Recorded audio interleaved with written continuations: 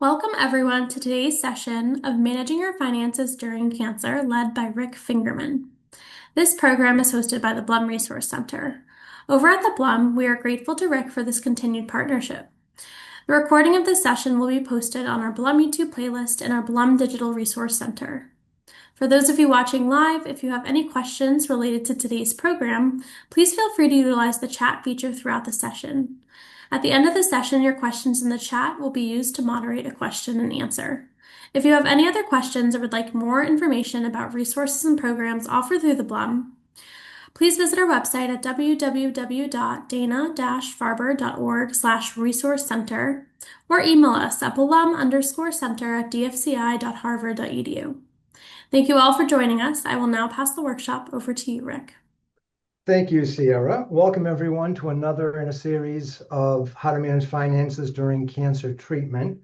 We had done one of these, I think it was last quarter, featuring a couple, and this is an individual. So I take these kind of case studies from actual clients. Of course, we changed the names and all that to protect the innocents, but it'll kind of give you an idea.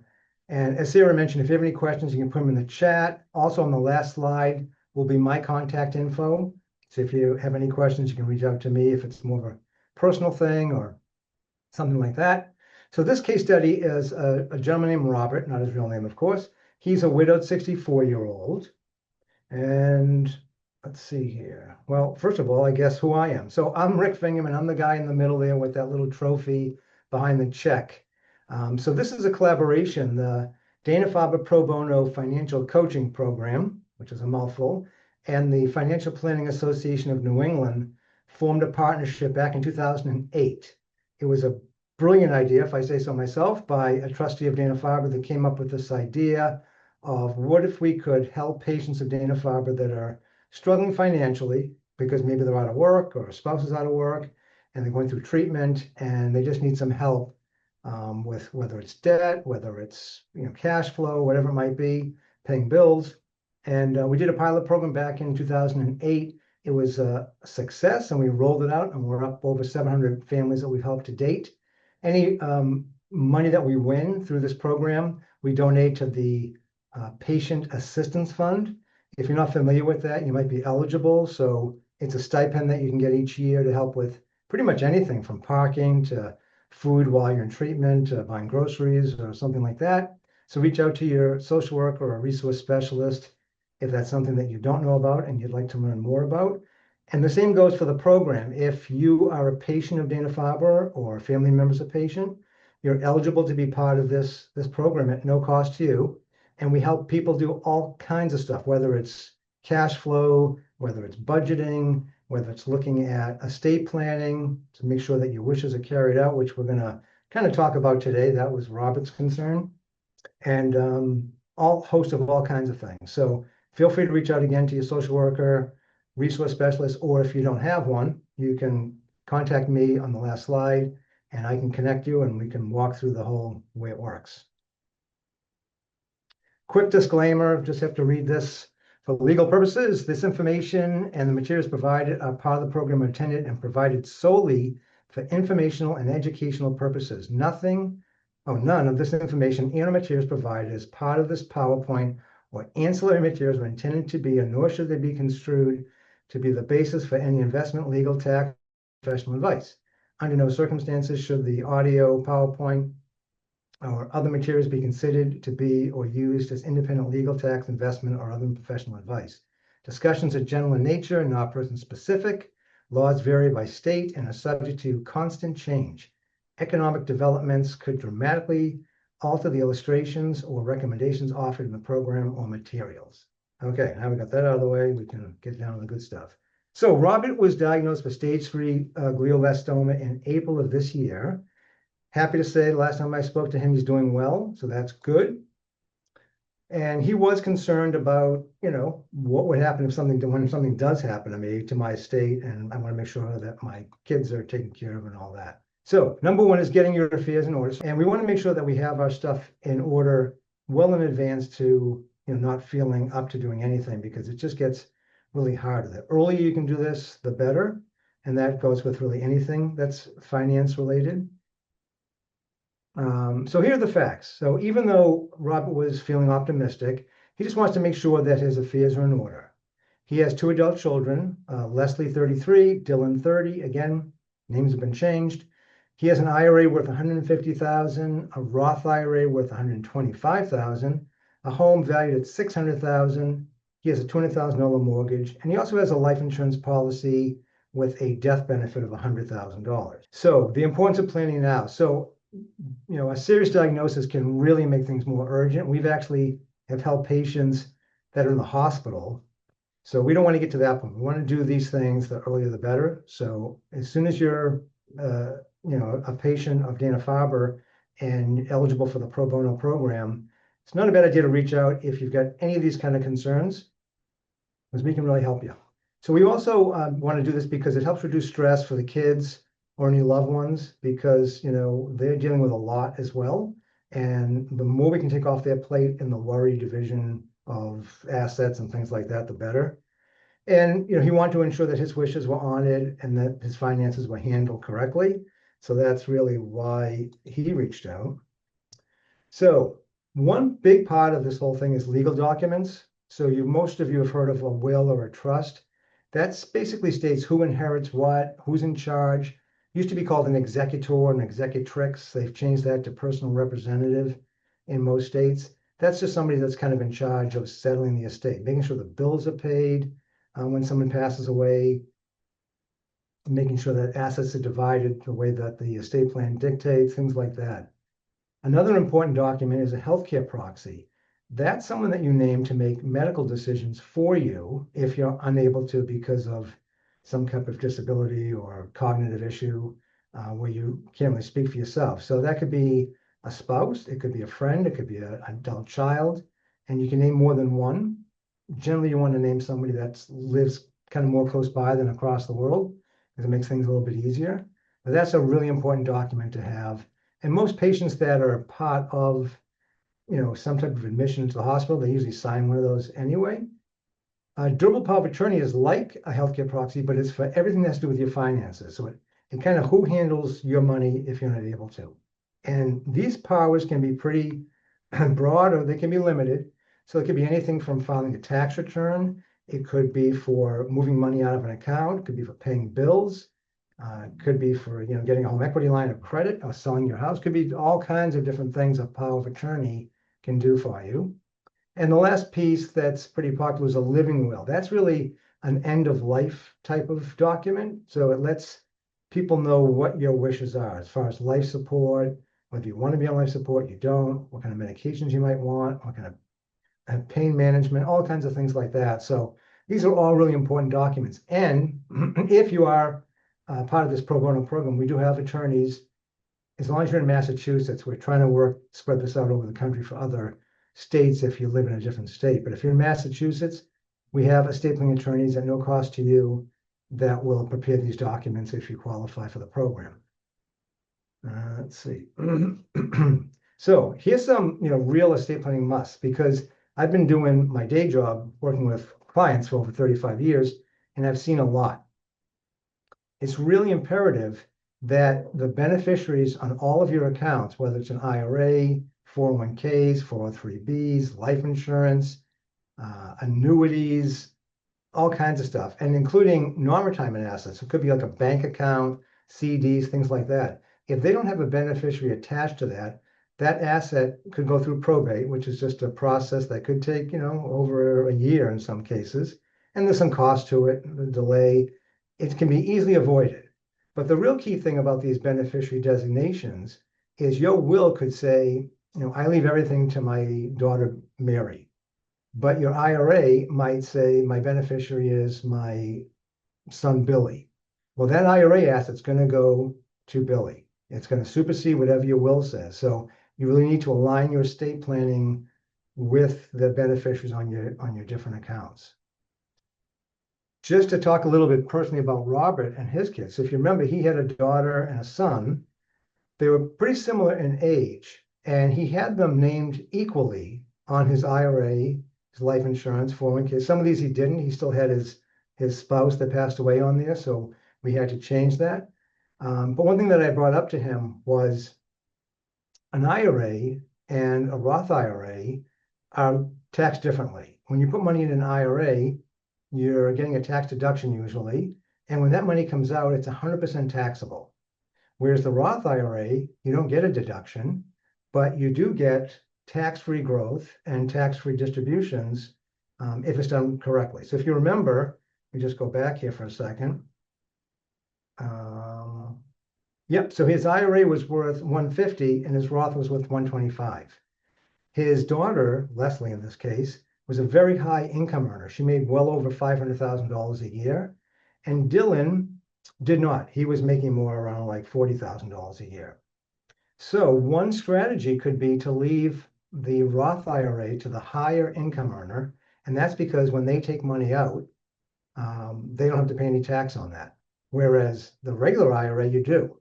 And if somebody's a low income earner, in this case it was Dylan, then he might not have to pay that much in income tax on that IRA distribution. And the rules are kind of tricky, but if you're a non-spouse, if Robert was taking distributions, then they would have to continue distributions for 10 years after his death, and the account has to be emptied in the 10th year. So if he was, older or younger, there's all kinds of different rules. If it's a spouse, you don't have to take those 10-year rule doesn't apply. But anyway, getting back to that, that's why it's really important to look at these beneficiaries. I can't tell you how many people over the years that have said to me, oh yeah, I'm all set. My 401k, I've got my wife named as beneficiary and this, and we look into it and we find out that was not the case. We've seen ex-spouses as beneficiaries listed that never got changed. We've seen beneficiaries just missing totally. Just not a good idea. On non-retirement accounts, you generally don't see a beneficiary line, but you can add that. That's called a TOD or transfer on death. Some states call it a POD, payable on death. And that allows that asset, that CD, for example, a bank account, to go directly to that beneficiary. It doesn't have to go through probate. So it's really a good idea. The person does not have access to this account until you pass away, just like IRAs and life insurance and everything else. But once you pass away, the beneficiary receives that, pretty quickly and pretty seamlessly. Also, something else to consider, this wasn't a case really for Robert, but if you live in Massachusetts, for an example, it has a very low estate tax exclusion. So it's only $2 million. Anybody that has an estate that's more than $2 million when they die that lives in Massachusetts could be subject to Massachusetts estate tax. You have to be like in the millions and millions to be subject to federal estate tax. And most people don't have that issue right now under current tax law. But in Massachusetts, if you own a home, let's say that's worth $1 million, which is pretty easy in Massachusetts, and then you've got an IRA that's got 500,000 and a life insurance policy that's got another, 600,000, and now you're over that $2 million. It could make sense to do some planning around that to try to keep your estate, below that $2 million level. And that brings up, Robert asked, well, should I be giving anything to the kids? Should I put the house in their name? Should I do anything like that? And the answer is no. Usually I say it depends, but really don't want to start putting people's names on accounts and giving away assets like that because it changes the whole tax structure. When one passes away, they receive something called a step up in basis. So let's just say, for an example, Robert's house, we said was worth, what did we say? 600,000?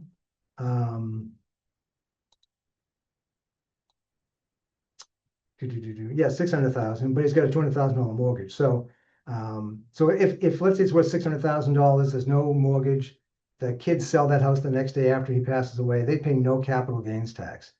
But if Robert put that house in their name while he's alive and paid $100,000 for that house, well, now if they sell it after he dies, or anytime actually, for anything more than $100,000, they have to pay capital gains tax. So you really want to talk to either a certified financial planner practitioner, a CPA, before you start changing assets as far as who owns them and things like that and adding names. You can give people an annual gift, for an example. So if Robert was a little bit over that 2 million and it made sense, he could give, 18 grand or whatever to each of the kids, and there's no tax implications to either the giver or the receiver. So it's things to consider as far as gifting, but you want to really be careful on giving away too much because you can't get it back usually. So Robert had he had a few different accounts. He was a pretty organized guy, but many people that I sit down with have accounts all over the place. Beneficiaries are wrong. They don't know where this statement is. They don't know where that account is. It's a really good idea to put all this together while you're feeling healthy enough to do this, because it just makes it so much easier for people that are left behind. We do something in our firm. We have a form that we put all the account numbers, the phone number to call these companies, who the beneficiaries are on each account, who the trustee is, who's the power of attorney, for example, who's the healthcare proxy. So the kids can look at that one-page document or two-page document, and they have pretty much all the information they need to find out what they need to do. So all these things like legal documents, insurance policies, it's good to get all this stuff together, or at the very least, get the account number or policy numbers together with the phone number of the insurance company or the 401k company or the IRA company or whatever it might be. It's also a good idea if you've got any kind of passwords or logins and you want, one of your kids, for example, or a spouse to be able to access accounts, to have that someplace safe. And again, working with an attorney, CPA or a CFP, a certified financial planner, is really a good idea. So they kind of know what's going on and they're in the loop. A written letter of instruction is really good too. That's not really a legal document per se, but it could be anything from burial wishes to, I've got, this certain ring I want to leave to my granddaughter. So you can put almost anything in there. And again, the more things that you can provide your family, the better, because it just takes the guesswork out of what they might think you wanted. So it's a good idea. And then emotional and practical support is really important. Patients are going through so much.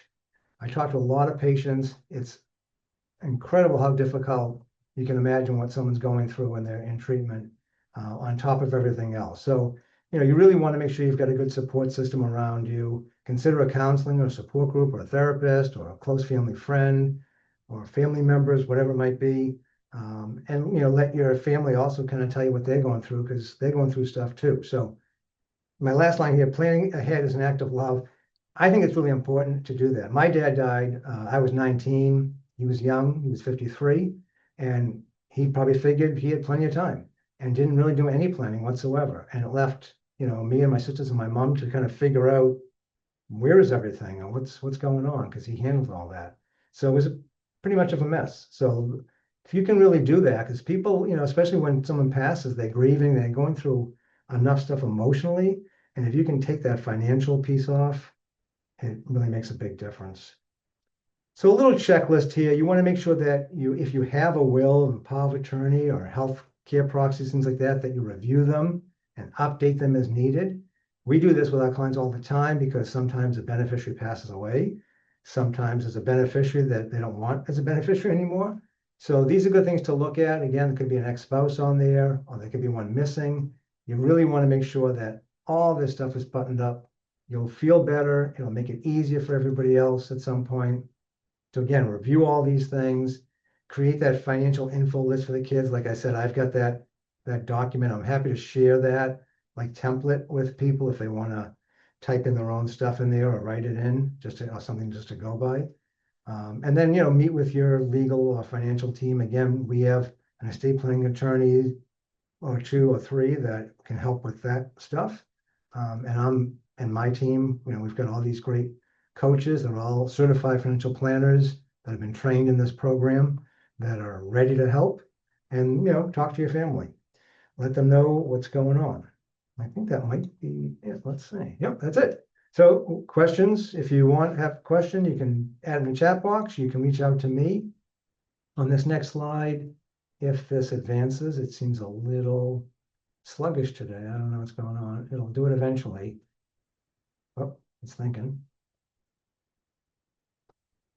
I don't know. Well, anyway, when that does pop up, you'll see there we go. So there's my name, there's my phone number, there's my email. Best to email me if you could, because I'm either doing this kind of stuff, working with clients or on the phone. So I can't always pick up. But if you email me, I'll email you back with a link to my calendar. You can click on that, pick a time that works for you for like a quick 20-minute call. I can get a better flavor of what you're going through and see if we should refer you to the program or it might be just a one-off. So we're here to help. think we've got one question that came in here. Let's take a gander here. I trust the best vehicle to manage assets. Well, it depends. Real quickly, there are two types of trust generally. There's revocable trust and there's irrevocable trust. Revocable is changeable, meaning that you can create that, you can change it at any time, you can dissolve it. Irrevocable trust, some people use that more for like Medicaid or mass health planning in case they have to go into a nursing facility. They do that to kind of get assets out of their name. It's not for estate tax purposes. It's really if someone's single like Robert and has more than $2,000 to his name in countable assets, doesn't include his home, but includes pretty much everything else, then he's not eligible for mass health in a nursing home facility. So people might establish a trust to do that. You've got to be really careful. It's going to be done correctly. You want to work with an elder law attorney that's specific to your state that really knows the laws and the rules. But generally speaking, if you want to use a trust to manage assets, it does give you more control than a will, because a revocable trust, for example, could say, I leave, 50% to my daughter. I forget the names already. Jennifer or something, maybe, or Dylan. Anyway, and 50% to the other one. But I want Dylan, because maybe he's got some issues with managing his finances, to have a trustee named that he doesn't have direct access to this money, but the trustee can give him money for things like health or education or maintenance or support, or if he needed to buy a car. That trustee would have kind of say, so it's a little more control there.